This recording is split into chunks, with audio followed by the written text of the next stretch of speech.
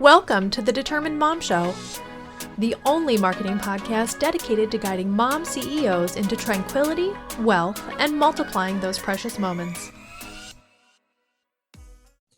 Welcome to this episode of the Determined Mom Show. I am Amanda Tento, and I have with me the fabulous Tasha Booth. She is the CEO and founder of the Launch Guild, and she also hosts the How She Did That podcast. So welcome, Tasha.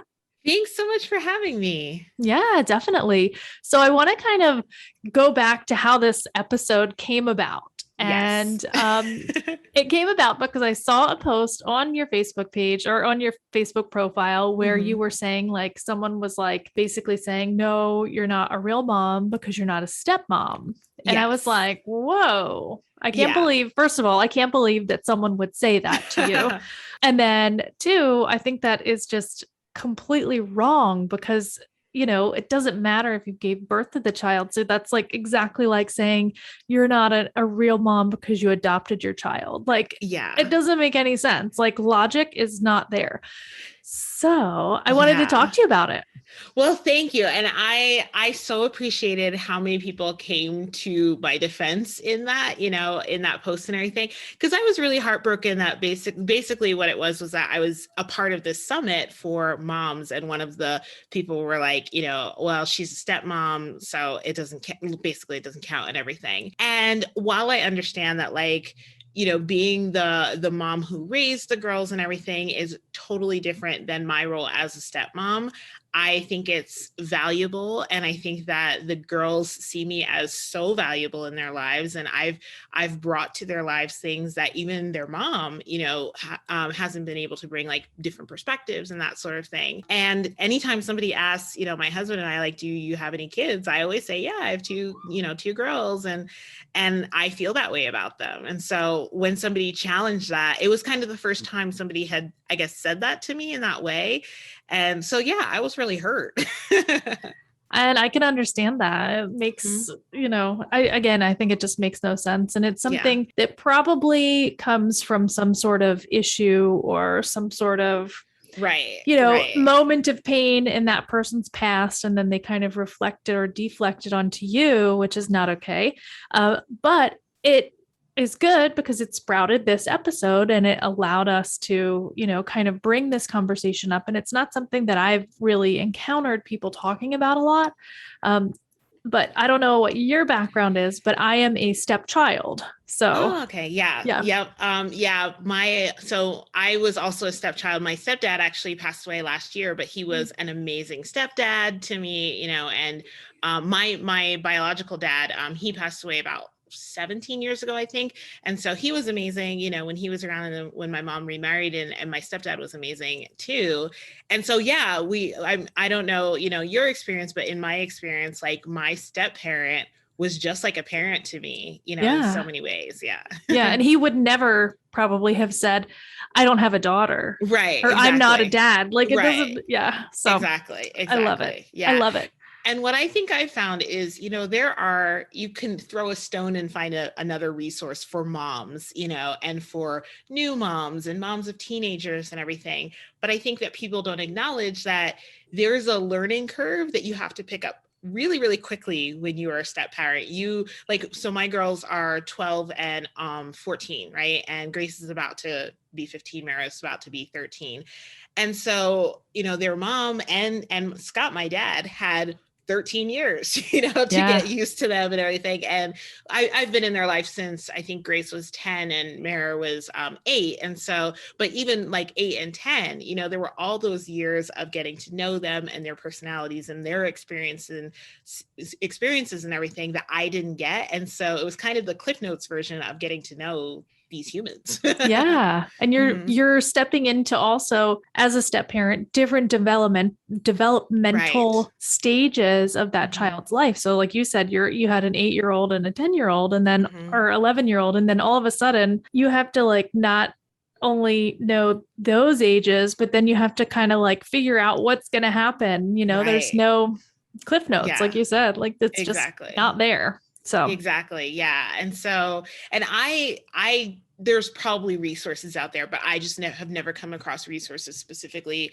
for step parents in that way, and understanding, the journey, and just how it's different, and also super duper fulfilling too. Like Mhm. I think I am so lucky for having the amazing girls that I have.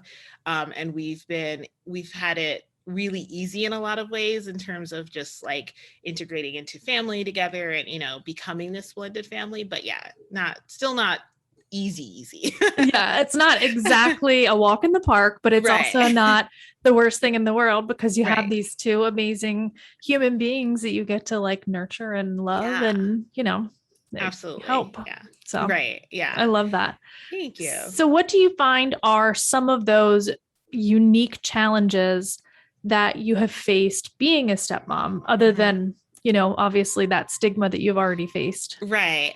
I would say I want to say, like, I'm going to say it this way and then I'll explain it a little bit more, but like knowing my place in it, you know what I mean? Because especially when I first was their stepmom, you can't go from like this person's new, not really in our lives, because Scott, my husband and I were together like for 3 years before we got married. And so they knew me for that long, but more so like the responsibility of parenting, of being the parent and being that adult figure, in their lives, and also like discipline and those sorts of things. And so Scott has been amazing with that. And we just had a lot of conversations on the front end in terms of, okay, like if something happens and they're with us, in our house, like, what do you like? Do you want me to just tell you and let you handle it? Like, what do how do you want that to go?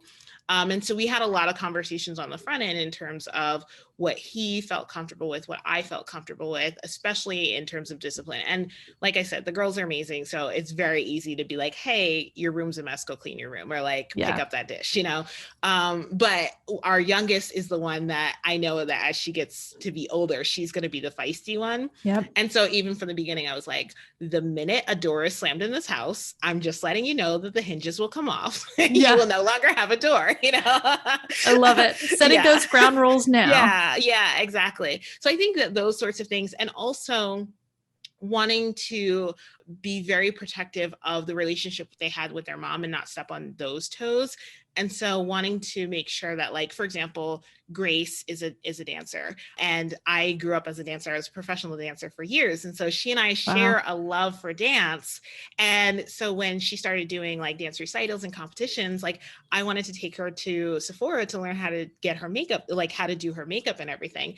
And so I made sure that like I communicated that with her mom first to make sure that Oh, that was okay, because I didn't want to like ruin that first time moment for them. You know what I mean? yeah.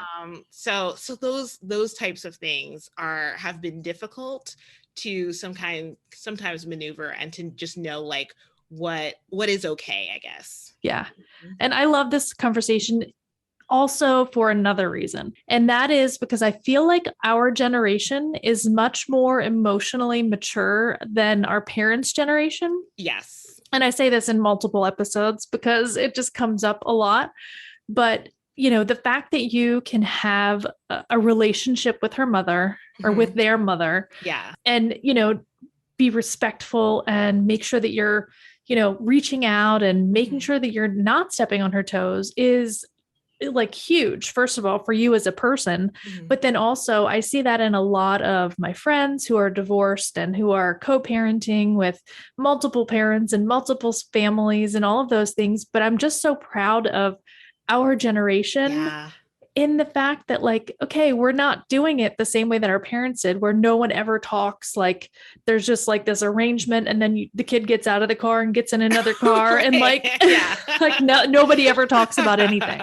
Right. Absolutely. So Yeah. yeah, Yeah. And it definitely, that was another, hurdle. It definitely has been a progression, and it's improved so much over the years, and, wasn't sunshine and flowers and butterflies from the beginning. mm-hmm. But now, so they live live in Chicago with their mom and we live in Albuquerque. And sometimes if my husband has to work or whatever, when we're going to pick them up, like he always flies out to pick them up and everything. If he has to work or something, I'll go and fly out and pick them up and everything. And, so of course, I see their mom, like, during that and stuff. And it is conversation and cordial and all that stuff. And that is what I wanted. And I've even said to Scott, I was like, I think in another couple years, like we should try a whole family vacation with like all of us. That would be cool. Yeah, absolutely. Yeah. I love that. And I love that you all are embracing each other. I think that's a very, very important part. I know in my family that did not happen. It was like the opposite of that. It's like, like everybody thinks that someone else is something and everybody has hard feelings about everything. And it just doesn't make sense to me to do it that way. Because the kids are the ones that are going to suffer when anything like animosity or hard feelings or any of that is harbored in a relationship. They're going to know and they're going to feel it. And they're going to also hold it against you when you're an adult or when they're adults. Right. And I think in the beginning, when things were still kind of wonky and rocky to an extent, especially my youngest felt that. And it was hard for her to be okay with liking me. Like you could tell that she wanted to like me, but at the same time, she kept her guard up and kind of kept her distance. And I think it was because she was worried that her mom would be upset for her liking me and accepting me, and then once she saw that like her mom and I were fine and everything, like she's great now. And like, every once in a while, she's not big on like calling or texting, but every once in a while she'll like call and text me and like tell me about something in school and stuff. And I just love the fact that like I'm even thought of in that way. Yeah. Oh, that's awesome. I love that. I love that you said that she had that, hard time liking you, because I know I've had a hard time liking my stepdad for sure. And it's not even just that whole like replacing my dad thing that kind of happened, but it's also like his personality and my personality were like not totally cohesive at all. Like it was like two completely different, like there was no cohesiveness there. So I definitely gave him a lot of headaches as a stepchild over the years. And I don't do it anymore. So that's good. But when I was younger, I mean, I just like defied him in every possible way. And it's just because we didn't have that same thinking and personality and all of those things. So I think it's really nice that you share those commonalities with your daughters as well. I think that's a really, really nice thing. Thank you. Do you have any advice for thinking back to when you first met your husband and he's like, oh, I have two daughters, and you're like, what? Like, I'm sure that probably happened. I can imagine it. Yes. So when you think back to that moment, like what kind of advice can you give to someone that is in that moment and like thinking about like, oh, is this something that I really want to get into? I know that when I was in my 20s and I was dating people, I avoided people with kids like the plague, because I was like, I am not ready to be a mom. Like I am not ready, and I don't want to like inherit a child just because I'm not ready to be a mom. Absolutely. I'm not ready for any type of responsibility. But, when you're thinking about getting into a relationship with someone that has kids, there are those thought processes and things that go through your head. So do you have any wisdom that you can share with us? Yeah, I would definitely say communication and grace are the two keys. So communication and communicating with your partner and being really honest about like where you're at and like what you need. And so even to this day, so I'm a person who I'm definitely an extrovert, but I'm also an introvert in that I just need a lot of recharge time.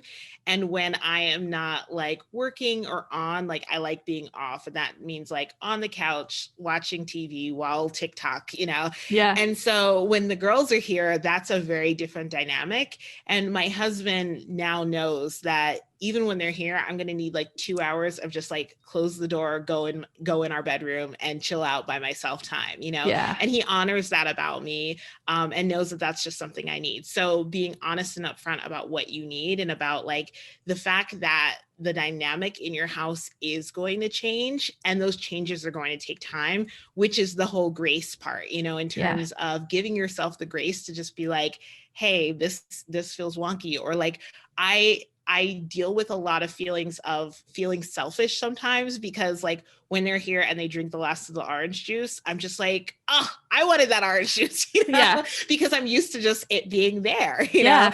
And so those little things that you don't even realize that you do, or that you did do before you were a step parent, and all of a sudden you have to accommodate these new people in your life, like that's a big change for them, but it's also going to be a big change for you. And it's okay if it doesn't always feel great. Yeah. I love that. I love that. That's great advice. And I will be honest, I get mad at my kids for the same thing. So yay, I'm doing it right. I'm just saying, like, that's just a normal mom thing. So you're doing it exactly how you're supposed to. So yeah, they will drink the last of anything or eat the last of anything. And I'm like, I was saving that. And they're like, oh, well. So I know. I am just so happy that they're finally out of like the watching the Disney Channel ad nauseum stage, and now they're okay with watching like CSI and like Law and Order and everything. And I'm like, okay, finally, like shows that I actually want to watch, like we can watch together. So yeah, I'm very happy about that. Yeah, we're not quite in that phase in my house because we have a 11, 9, and 4-year-old. So we're still in Disney for a while, but Disney for a while. Yeah. It'll get better eventually. So you're giving me a bright spot in my future. Yeah, it's coming just around the bend. Awesome. So I want to thank you for being here and sharing your experience as, being a stepmom and all of those things. And I'm kind of curious, one last question for you is, what do they call you? Do they call you Tasha? Yeah. Do they call you, like, what is the thing that they call you? Yeah. So they call me Tasha, which I have always been fine with and am totally fine with them calling me Tasha. And like, sometimes they'll introduce me to others as this is my stepmom or something, and they'll put it in like cards for like Mother's Day and everything. They'll say like, we love having you as a stepmom and stuff like that. But for the most part, they call me Tasha. Yeah. Okay. That's awesome. I love that. I love that they acknowledge it at least. So yeah, absolutely. That's awesome. Awesome. So is there anything else that you want to share with everyone about being a stepmom, step parent, all of those things? Yeah, I would say just also be yourself in it. I think that what's great about my relationship with the girls is that I feel something that their mom like doesn't enjoy. Like I'm the one who loves going to the mall and going, shopping and makeup and all those things. And it's different from what their mom enjoys, and that's okay. So don't feel like you have to be a duplicate of their parent. They're not looking for that, and you don't need to be that. Just be an authentic version of yourself and get to know them as people, and know that that's going to take time. Yeah. Oh, I love that. And it's also enriching for them to have multiple people with multiple interests. Yeah. So. Who just love them. It's more love, right? Yeah, exactly. I love it. Awesome. Well, thank you so much, Tasha. And if you want to get in touch with Tasha, you can go to thelaunchguild.com or tashabooth.com. Awesome. Thank you for having me. Yeah. Thank you for coming.